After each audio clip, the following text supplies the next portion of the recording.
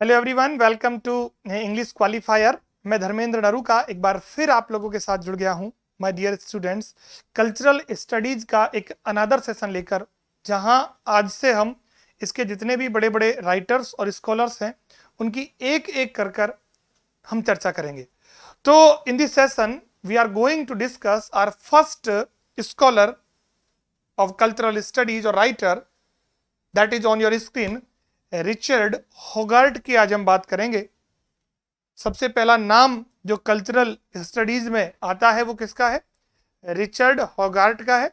अब इनके बारे में जो भी इंपॉर्टेंट इंफॉर्मेशन है और इनके कौन कौन से वर्क इंपॉर्टेंट है वो सारी बातें we are going to learn in this session. So without any delay let's get started.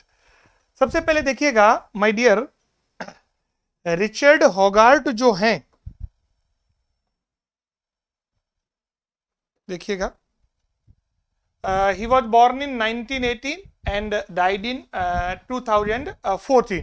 तो ये तो इनका जो भी पूरा लाइफ स्पेन है वो रहा। ये इंग्लिश एकेडमिक है, इंग्लैंड के रहने वाले हैं और इनको जाना जाता है किसके लिए? Because he founded the triple C S, it's institute, first institute of cultural studies, जिसका नाम है the centre for contemporary cultural studies. और ये इन्होंने फाउंड किया था 1964 में, और 1964 से लेकर 1969 तक ये इसके फाउंडर रहे। ठीक है, तो इसके फाउंडर ये रहे 1964 से लेकर 1969 तक। इसको कल्चरल स्टडीज का पहला इंस्टीट्यूट माना जाता है। तो रिचर्ड होगार्ट के रेफरेंस में सबसे पहली बात दैट मस्ट बी रिमेंबर या पॉइंट टू बी नोटेड कि वो उन्होंने किस इंस्टीट्यूट का फाउंडेशन रखा या फाउंडेड किया, तो that is triple C S. ठीक है, और कब से कब तक रहे तो वो भी आपको ध्यान रखना है। And he served in the royal artillery during world war second. और वर्ल्ड वॉर सेकेंड में वो जो ब्रिटिश की शाही सेना थी उसके रॉयल मतलब आर्टिलरी जो होता है, आर्टिलरी जो सैनिक होते हैं उनके जो वेपन्स होते हैं, उस जो क्षेत्र होता है उसको कहा जाता है ना, आर्टिलरी। तो इन्होंने उसमें भी काम किया है, तो ये कहीं ना कहीं रॉयल फैमिली से भी जुड़े हुए थे। साथ ही साथ ही was influenced by F R Leavis. Leavisism, जो एफ आर लेविस का कॉन्सेप्ट है या इसके जुड़े जितने भी आइडियाज जो हैं वो एफ आर लेविस के लेविसिज्म से रिलेटेड हैं। तो he was influenced by F R Leavis. इसके अलावा इन्होंने सबसे ज्यादा जो इम्फासिस डाला है, जोर डाला है, वो किस पर डाला है? पॉपुलर कल्चर पर। किस पे डाला है? पॉपुलर कल्चर पर डाला है ना। पॉपुलर कल्चर, मास कल्चर, तो दोनों के बीच में इन्होंने किस पे जोर डाला है? पॉपुलर कल्चर पर जोर डाला है। जैसे मास कल्चर ने किस तरीके से लोगों के ऊपर एक जो बिजनेस ओरिएंटेड माइंड है उसके पूरी तरीके से एक कवर कर रखा है। So his emphasis on popular culture. Influence किससे है? एफ आर लेविस से। इन्होंने रॉयल आर्टिलरी में काम किया वर्ल्ड वॉर सेकेंड में। ट्रिपल सी एस की इन्होंने एस्टेब्लिशमेंट की है 1964 में, जिसका नाम है the centre for contemporary cultural studies. कब से कब तक ये उसके फाउंडर रहे? 1964 से लेकर 1969 तक ये उसके फाउंडर रहे, मतलब वहाँ उन्होंने काम किया इस इंस्टीट्यूट में। ये पहला इंस्टीट्यूट है जो कल्चरल स्टडीज के लिए एस्टेब्लिश किया गया था। इंग्लिश अकेडमिक है ये, है ना, मतलब ये लैंग्वेज को लेकर काफ़ी सारी यूनिवर्सिटीज़ में प्रोफेसर्स रहे हैं ये। जैसे जो ये आपका इंस्टीट्यूट है, इसका फाउंडेशन रखा गया था यूनिवर्सिटी ऑफ बिर्मिंगम में। ठीक है ना, बिर्मिंगम जो यूनिवर्सिटी है उसमें इसका फाउंडेशन रखा गया था।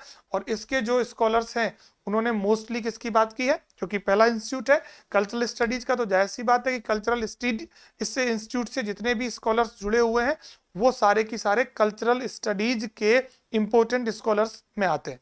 ये आपको ध्यान रखना है। चलिए, इसके अलावा देखो, एफ आर लिविस और क्यू डी लिविस, इनका एक जर्नल है द स्क्रूटिनी, तो इसका भी आप ध्यान रख लेना।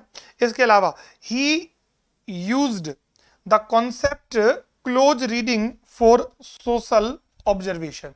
सोसाइटी को ऑब्जर्व करने के लिए इन्होंने कौन से कॉन्सेप्ट को एडॉप्ट किया है? Close reading. और ये जो क्लोज रीडिंग जो है ना, ये कॉन्सेप्ट इन्वेंट किया था आई.आर. रिचर्ड्स ने। ये भी आप लोगों को ध्यान रखना है। प्रैक्टिकल क्रिटिसिज्म के अंदर उन्होंने ये जो कॉन्सेप्ट है क्लोज रीडिंग क्रिटिसिज्म के लिए आई.आर. रिचर्ड्स ने इसको इन्वेंट किया था। इन्होंने यूज लिया है सोशल ऑब्जर्वेशन के लिए। रिचर्ड हॉगर्ट की बात और फिर उनके द यूजेज ऑफ लिटरेसी की बात नहीं हो, ऐसा नहीं हो सकता, क्योंकि ये जो वर्क है ये इनका सबसे बड़ा वर्क है। आप इसे कल्चरल स्टडीज का मेन वर्क मान के चलोगे, क्योंकि लास्ट सेशन में आई एक्सप्लेन्ड अबाउट 2 वर्ड्स, जिनमें से एक वर्क था आपका द यूजेज ऑफ लिटरेसी, जो 1957 में लिखा गया हॉगर्ट के द्वारा। इसको इंग्लैंड में कल्चरल स्टडीज की बिगिनिंग के रूप में माना जाता है। पूरा नाम क्या है? The uses of literacy changing pattern in English mass culture. कब आया है? 1957 में आया है। इस वर्क में उन्होंने 2-3 चीजें बताई हैं, उनको भी आप लोगों को ध्यान रखना है। देखो, एक तो ये मास स्टडीज के लिए सबसे इंपॉर्टेंट वर्क है, नंबर 1। दूसरा, ये वर्क एक्सप्रेसेस द रिलेशनशिप।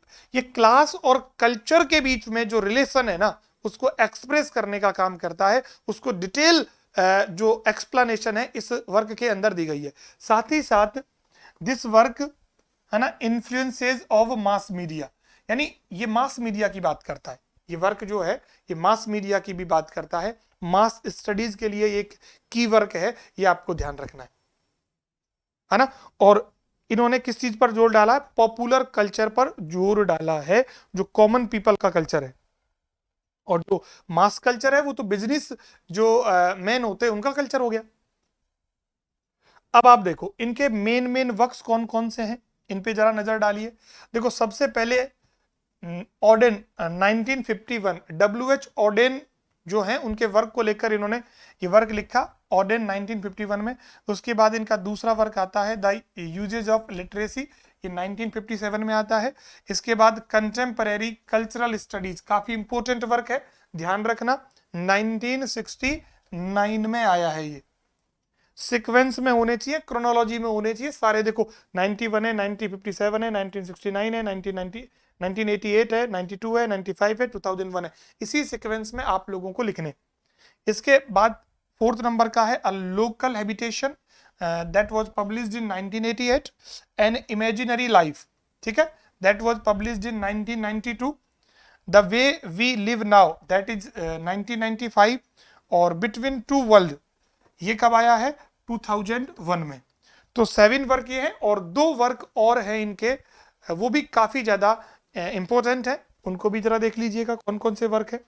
तो ये है आपका मास मीडिया इन अ मास सोसाइटी, ये आया हुआ है 2004 में। और promise to keep thought in old age, ये आया है इनका 2005 में। तो ये इनके 9 वर्क्स हैं, एक बार वर्क देख लीजिए। ऑडेन है 1951 में, द यूजेज ऑफ लिटरेसी है 1957 में, कंटेम्परेरी कल्चरल सोसाइटी है 19 स्टडीज 1969 में, a local habitation 1988, an imaginary life 1992, the way we live now 1995, और बिटवीन टू वर्ल्ड 2001।